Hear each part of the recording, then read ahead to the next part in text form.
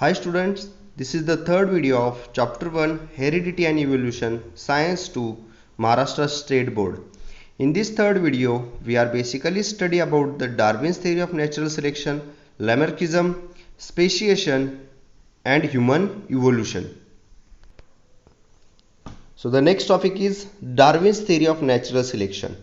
Charles Darwin had collected innumerable specimens of plants and animals, and depending upon the observation of those specimens, he published the theory of natural selection, which preaches the survival of fittest. So scientist Charles Darwin had collected innumerable specimens of plants and animals, and depending upon this observation, he published the theory of natural selection, which preaches the survival of fittest.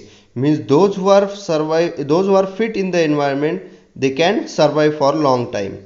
For this purpose, Darwin had published a book titled Origin of Species. So for this purpose, the scientist Darwin had published a book titled Origin of Species. While explaining the concept, Darwin says that all the organisms reproduce prolifically. Prolifically means producing offspring, young fruits, etc. abundantly. Or the organisms compete with each other in a life-threatening manner. So all the organisms compare with each other for the life-threatening manner. In this competition, only those organisms sustain which show the modifications essential for winning the competition.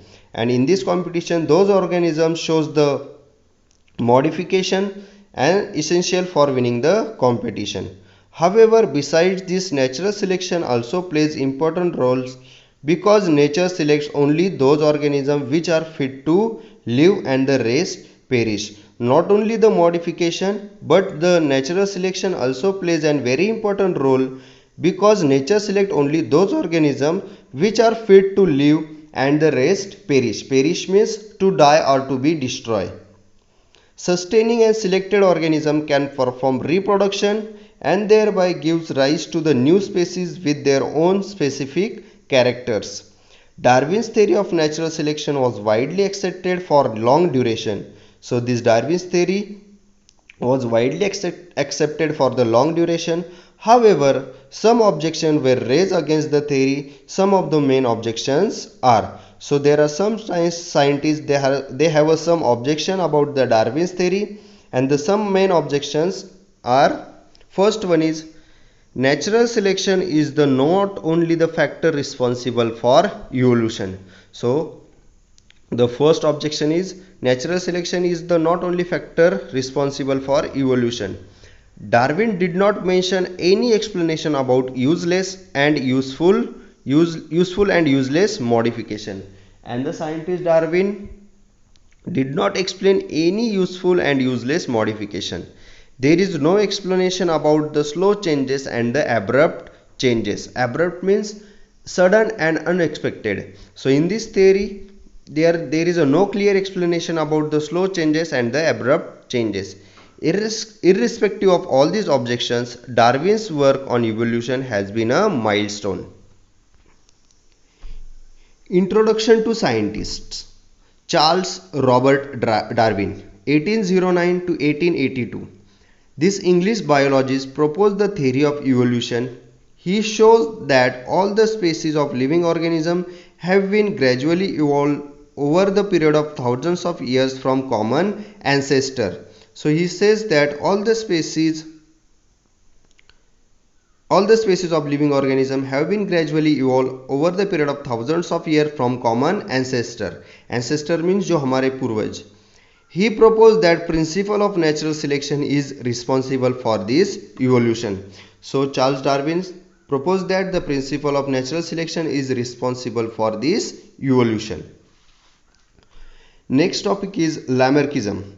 Jean-Baptiste Lamarck proposed that morphological changes occurring in living organisms are responsible for evolution. So the biologist Lamarck proposed that morphological changes occurring in living organisms are responsible for evolution, and the reason behind those morphological changes is activities or laziness of that organism. He called this concept as the principle of use or disuse of organs. Further, he said that the neck of giraffe has become too long due to the browsing on leaves of tall plants by extending their neck for several generations. So further, the Lamrecht said that the neck of giraffe has become too long due to browsing on leaves of a tall plant by extending their neck for several generations. Similarly, shoulders of Iron Smith have become very strong due to frequent hammering movements. Wings of birds like ostrich and emu have become weak due to no use. Legs of birds like swan and duck have become more useful for swimming due to living in water. And snakes have lost their legs by modification in their body of burrowing habit. All these examples are type of acquired characters. So all these three examples, they have an acquired character. They can acquire these characters and are transferred from one to another generation. So this is called as a theory of inheritance of acquired characters or Lamarckism. So this theory is called as a theory of inheritance of acquired characters or Lamarckism.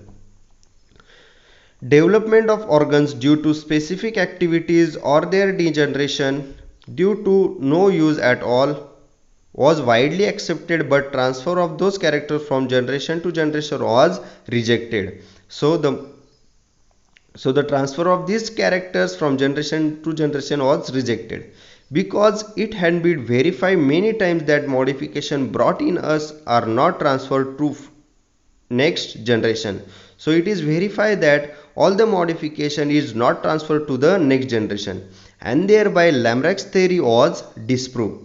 The living organism transfer the characters which it has acquired to the next generation. This is called as the ancestry of acquired characters. Introduction to scientist Jean-Baptiste Lamarck, 1744-1829. Lamarck proposed that the activities of the organism are responsible for their evolution. So Lamarck says that the activities of organism are responsible for evolution. This French naturalist proposed that each animal or plant undergoes some changes in its lifespan, and those changes are transferred to the next generation, and such changes occur in next subsequent generations too. So this is the theory of Lamarckism. Next topic is speciation. The meaning of speciation is the formation of new and distinct species in the course of evolution. Formation of new species of plants and animals is the effect of evolution. Formation of new species of plants and animals is the effect of evolution. Species is the group of organisms that can produce fertile individuals through natural reproduction. So species in the group of organisms that can produce fertile means to grow, individual through the natural reproduction. Each species grows in specific geographical conditions. Their food, habitat, reproductive ability and the period is different. However, genetic variation is responsible for formation of new species from earlier one. So genetic variation is the responsible for formation of new species. Beside this genetic variation, geographical and reproductive changes are also responsible. Similarly, geographical or reproductive isolation also leads to speciation. So this is the speciation. Now the last topic of this chapter is human evolution. The biodiversity, the meaning of biodiversity is the existence of a number of different kinds of animals and plants which together make a good and healthy environment. The biodiversity that is known today has been said to be formed from very simple unicellular organism due to evolution. So the biodiversity formed from a very simple unicellular organism. Unicellular means only single cell are present. In this evolution, origin of human evolution can be shown as per the picture given below. So here they can show the evolution of human. Last dinosaurs disappeared approximately 7 crore years ago, At that time, monkey-like animals are said to be evolved from some ancestor who were more or less similar to the modern lemurs. Lemurs means an animal like a monkey with thick fur and a long tail. Tail of these monkey-like animals of Africa is said to be disappeared about 4 crore years ago, and tail of this monkey-like animal is disappeared about 4 crore years ago. They developed due to the enlargement in brain. Their hands were also improved, and these ape-like animals were evolved. Ape-like means a type of animal like a large monkey with no tail or only a very short tail. Meanwhile, these ape-like animals reached the South and Northeast Asia and finally evolved the gibbon and orang-utan. Gibbon, it is the small ape, that is an animal like a monkey without a tail. Orang-utan means a large mainly solitary arboreal ape with long red hair, long arms and the hook hands and foot. Remaining ape-like animals stay in Africa, and from them gorilla and chimpanzee evolved about 2.5 crores years ago. Evolution of some of the 2 crore year old species of apes seems to be occurred in different way. They had to use their hands more for eating food and other work. So this is the journey of human. Ancient animals like lemurs, that is the 7 crore years ago. Egyptopithecus, that is the 4 crore years ago. Dryopithecus, that is the 2.50 crore years ago. Ramapithecus, that is the 1 crore years ago. Australopithecus, that is the 40 lakh years ago. Skilled human, 20 lakh years ago. Man with erect posture means stand straight up. Man with erect posture, that is the 15 lakh years ago. Neanderthal, that is the 1 lakh 50,000 years ago. Cro-Magnon man, that is the 50,000 years ago. So this is the journey of human. Those apes started to live on land as the forest started to decline due to dry environment. Their lumbar means related to the lower part of the back. Their lumbar bones develop in such way that they started to stand in erect posture in grasslands, and thereby their hands become available for use any time.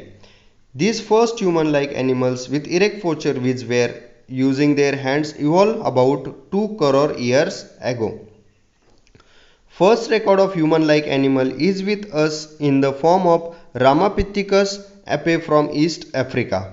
Afterwards, this ape grown up in the size and become more intelligent, and thus the ape of South Africa evolved about 40 lakh years ago. The morphology of these human-like animals started to appear to be a member of the genus Homo, that is the Homo sapien, about 20 lakh years ago, and thus skilled human developed. About 50 lakh years ago, human walking with erect posture was evolved. It may have existed in China and Indonesia of Asian continent. So this is the development of human brain. Evolution of upright man continue in the direction of developing its brain for the period about 1 lakh years, and meanwhile it discovered the fire. Brain of 50,000 year old man had been sufficiently evolved to the extent that it could be considered as the member of class-wise man, that is the Homo sapien. Neanderthal man can be considered as the first example of wise man. Wise man means intelligent man. The Cro-Magnon man evolved about 50,000 years ago, and afterward this evolution had been faster than the earlier. Cro-Magnon man means European early modern humans. About 10,000 years ago, wise man started to practice the agriculture. So, about 10,000 years ago, the intelligent man started to practice the agriculture. It started to rear the cattle herds, and they established the cities. Cultural development took place. Art of writing was invented about 5,000 years ago, and thus the history had been started. Modern sciences emerged about 400 years ago, and industrial society was established about 200 years ago. And now we have reached at this stage, and still we are searching the details of the roots of human ancestry. So in this way, the chapter number 1, heredity and evolution, was complete. If you have any doubt, you can ask me any time. So in this chapter, we are basically studied about the heredity and the hereditary changes, transcription, translation and the translocation, mutation also. Then we are studied about the evolution, theory of evolution, then the evidences of evolution, morphological evidence, anatomical evidence, vestigial organs, paleontological evidences, then the connecting links and the embryological evidences. And then we are studied about the Darwin's theory of natural selection. In this theory we are studied about the Darwin's theory and the some objections of the Darwin's theory. Next topic is Lamarckism. In this topic we are studied about the theory of the naturalist Jean-Baptiste Lamarck. Then next we are studied about the speciation, and in the last topic we are studied about the human evolution. So if you have any doubt, you can ask me anytime. Thank you.